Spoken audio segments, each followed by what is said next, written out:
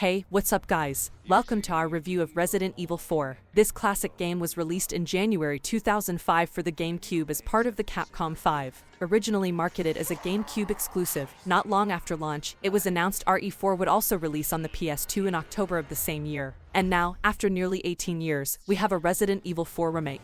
But is it worth it? Let's find out. Despite being old enough to be legally called an adult, Resident Evil 4's graphics and gameplay still hold up today. It's also easily available, making the whole idea of a remake unnecessary in the first place. If you haven't ever played Resident Evil 4, the Resident Evil 4 remake is a perfectly fine place to start, but you'd be missing out. 3 years ago, at the beginning of my Resident Evil 3 review, I was rather harsh on Capcom's approach to remaking every single title in their catalog and cited Resident Evil 4 as the pinnacle each of these new releases hoped to recapture. I never actually thought we would get a RE4 remake, it just didn't seem necessary in the same ways remakes of previous Resident Evil games did. Now, after playing the remake of Resident Evil 4 for many hours, I can honestly say, Capcom, please stop. There is nothing inherently wrong with the Resident Evil 4 remake, but it isn't nearly as groundbreaking nor as imaginative as the original. Sections which acted as standout set pieces in 2005 running from a gigantic stone robot, for example, are inexplicably missing, as is much of the campy dialogue.